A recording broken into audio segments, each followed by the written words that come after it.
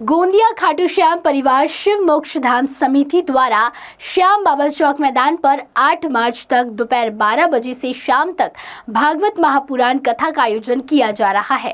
कलश यात्रा भागवत महापुराण में विविध झांकियां के साथ महाराज जी के मधुरवाणी से इसका आयोजन किया जा रहा है। 8 मार्च को कथा का समापन होगा और हवन पूजन 3 बजे महाप्रसाद का आयोजन किया जा रहा है। अनिंदाबाई पटले, विश्वनाथ, घनश्याम, मीना प्रिया, आयरन, उमंग आदि पतले परिवार प्रयासरत है। श्री श्याम भैया घोड़ी वाले प्रसिद्ध है गोंदिया के, और 5 साल के पहले इन्होंने ये आमंत्रण दे के रखे थे। अचानक शिवरात्रि का पर्व काल, और उन्होंने आग्रह की कि गुरुजी कथा के लिए हमको सेवा की संधि दो, और ये कार्यक्रम के योग आए।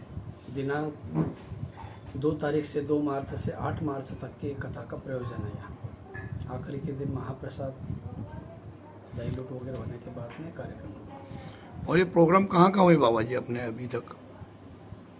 महाराष्ट्र के अलावा मध्य प्रदेश, कर्नाटका, गुजरात, मध्य प्रदेश, छत्तीसगढ़, ऐसे काफ़ी प्रांतों में कार्यक्रम हो चुके हैं। अच्छा, और क्या संदेश देना चाहोगे यहाँ पर, यहाँ की जनता को? बस लोगों को वैष्णव से मुक्ति दिला करके उनका सांसारिक कल्याण के अलावा आध्यात्मिक भी क्रांति होना चाहिए, आध्यात्मिक कल्याण होना चाहिए। उनका मन भगवान के सत्संग के तरफ जुड़ने के कारण जो आज का नवयुवक वैष्णव के अधीन हो रहा है, जुआ, चोरी, मुखबरी, ब्याज, घूस पर नार, और जो चाहे दीदार तो इतनी वस्तु विशार। भागवत जी में कली के रहने के 5 स्थान बताए गए, जिसमें से पहला है जहाँ पर मदिरा पान होता है, वहाँ पे कली का वास्तव्य है। जहाँ पर परपुरुष या परस्त्री गमन किया जाता है, वहाँ कली का वास्तव्य है। जहाँ पर जुआ खेला जाता है, वहाँ पर कली का वास्तव्य है। जहाँ पे मदिरा पान की जाती है, इस प्रकार मदिरा, जुआ, परिस्त्री और हिंसा।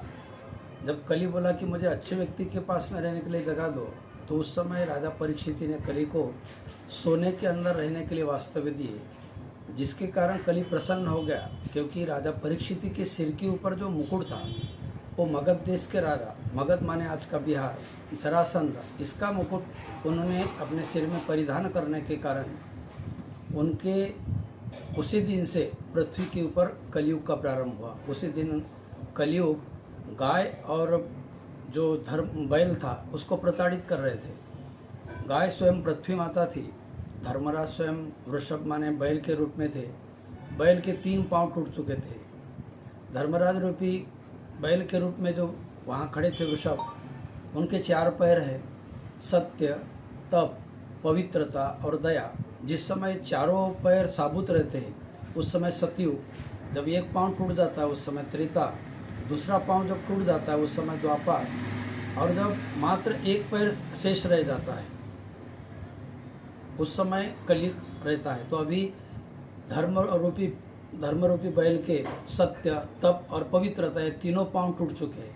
मात्र दया रूपी पैर के ऊपर धर्मराज खड़े हैं। पृथ्वी रूपी जो गौ माता के रूप में जिसको कली प्रताड़ित कर रहे थे, वो भी 4 पैरों के ऊपर खड़ी थी, जिसमें से धर्म, अर्थ, काम, मोक्ष, कलयुग की डर से धर्म रूपी और मोक्ष रूपी पांव टूट गए। और मात्र पृथ्वी अभी अर्थ माने कहीं से तो भी पैसा आने को ना, चाहे वो अच्छे मार्ग से है, बुरे मार्ग से है, लेकिन आज का मानव पैसों के लिए रात दिन दौड़ रहा है, भौतिक सुखों के लिए। विषय वासना के पीछे आज का जीव जो है, ये नाना प्रकार का पशुवत जीवन ना जिए, उसके लिए इसे धर्म कार्यों की आवश्यकता है।